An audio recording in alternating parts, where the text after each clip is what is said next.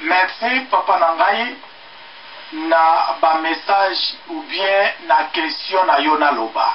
Yabandeko. Eloko na Yabandeko. Eloko o souligner ezanini olobi que pendant que crise et bandeko ya ou bien problème citation ou ezo passé na bamboka na biso e bandeko ya soki biso ba serviteur de Dieu tozalaki wapi. Eza bueno. Ezali bongo penza solo.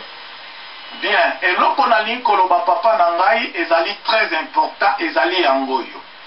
Na uti kosola na bandeko moko kala mingi te na radio na ebisi bango eloko ezali très important ezanini eza il faut te projeter message, il faut te projeter lumière na ba esprit ya batu na cerveau ya batu afin que batu batambola malamu.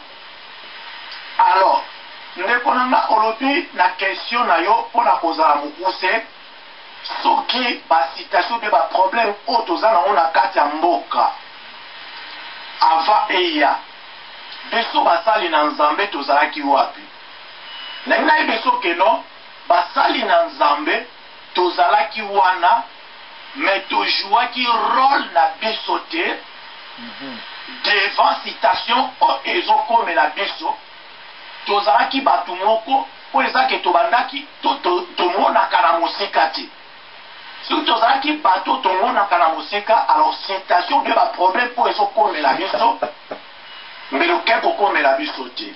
Alors mpona koloba na question na yo eza eloko moko eza très important à chaque fois nation peuple bazalaki na problème soki bakonzi ya mboka bakoki problème wana te basage bamikolo bakoki problème wana te bande kozonga epai ya basali na nzambe baconsulte nzambe mpona kozwa solution na problème.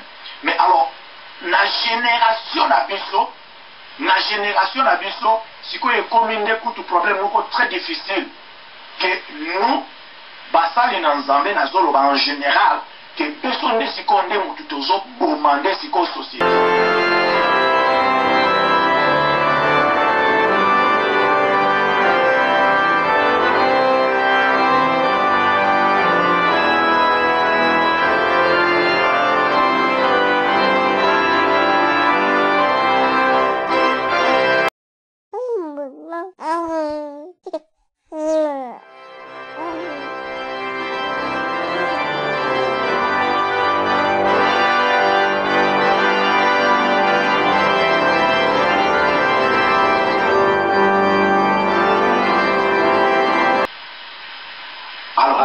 Que basali na nzambe bazali wana me bazosala rôle na bango te responsabilité na bango te na engagement o bazwi pa ya kolo na bango donc banéglige responsabilité na bango na mokuse eza yango wana mpona na bapambola bino.